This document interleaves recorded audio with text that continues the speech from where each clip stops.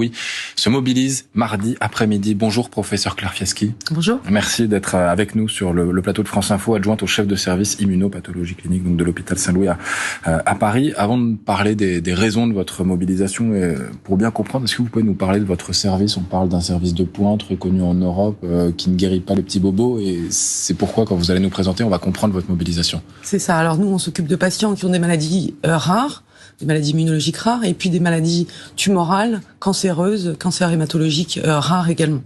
Donc c'est un service, un suivi. Ça nécessite d'abord de l'hospitalisation avec des gens qui restent parfois plusieurs semaines à l'hôpital, et puis un suivi très spécialisé, effectivement, avec des infirmières très spécialisées. Jour et nuit, du coup. Jour et nuit. Et c'est là que j'en viens à ce que vous demandez. Vous parlez d'un risque de fermeture carrément du service. C'est ça, on en est là aujourd'hui. Exactement. Le service est menacé de fermeture parce que sur les 12 postes budgétés de nos infirmières de nuit, en fait, il y en a 11 qui sont vacants. C'est-à-dire que il y a plus qu'une infirmière de nuit qui persiste, et donc ça pose un problème pour maintenir les soins et leur continuité dans les mois qui viennent. En termes de chiffres, ça se traduit comment? Vous avez parlé du personnel, mais en termes de lits aussi? Alors nous, on a 23 lits théoriques dans le service. Il y en a plus que 14 qui sont ouverts à cause déjà de ces problèmes qui évoluent depuis plusieurs mois. Et là, s'il n'y a pas d'infirmière de nuit, il faut qu'on ferme le service, en fait.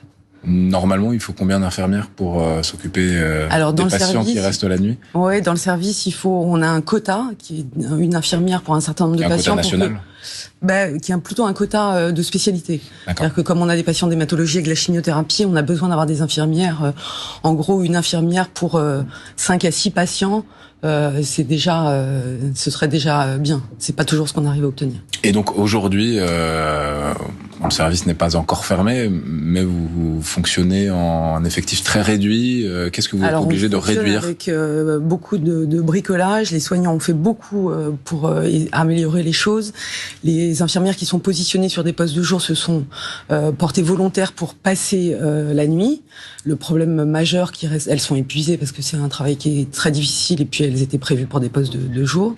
Le problème, et ce qu'on essaye de demander, c'est une valorisation du travail de nuit qui actuellement est dérisoire, puisque quand on travaille la nuit dans ce service, la rémunération est de 9 € supplémentaires par rapport aux filles qui travaillent le jour. Donc 9 € par nuit? Par nuit, ce qui fait autour de 100 € par mois, ce qui paraît vraiment très peu par rapport aux efforts fournis, et puis à la désorganisation, et puis le problème de la santé. Le travail de nuit, c'est un travail qui est difficile, et donc c'est tout ça qu'on essaye de mettre en évidence, et on essaie d'appeler pour que tout ça essaye de changer.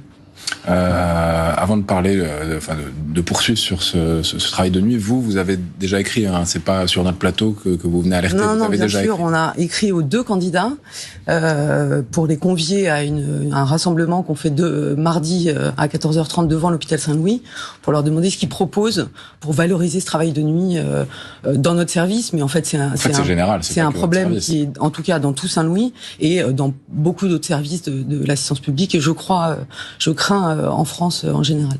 Vous avez reçu des réponses ou pas? Des candidats, non, pas encore. Mais d'autres, peut-être, de quelqu'un d'autre? De la PHP vous a répondu ou pas? Alors la PHP a répondu en faisant une sorte de démenti à notre fermeture potentielle, en disant qu'il y avait des intérimaires qui étaient prévus. Pour l'instant, il n'y a pas d'embauche prévue. On a besoin d'un personnel qui est très spécialisé. On a besoin d'un personnel qui est pérenne.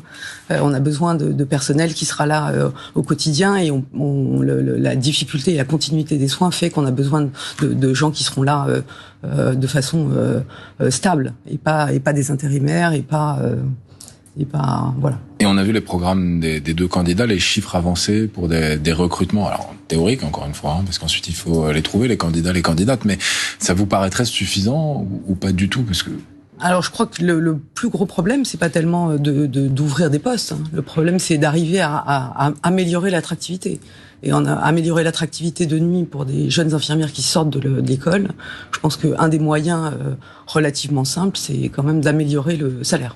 Alors, quelles sont vos propositions à améliorer le salaire? Je crois qu'on parle de rémunération différenciée. Qu'est-ce que ce serait?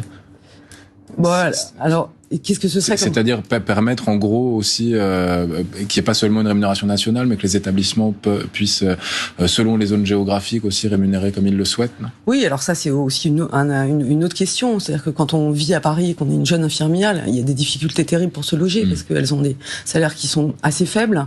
Donc je crois qu'il faut réfléchir à éventuellement même une indemnité de vie chère pour le logement pour les infirmières qui travaillent à l'assistance publique, et puis améliorer leur quotidien. Je crois que le salaire est une partie du nerf de la guerre pour les jeunes qui font le choix en sortant de l'école plutôt de l'intérim que de la structure publique, qui est une structure qui est très intéressante. Il y a des soins techniques, il y a des patients qui ont des maladies très graves. Je pense que c'est très important pour elles, pour leur formation, de venir.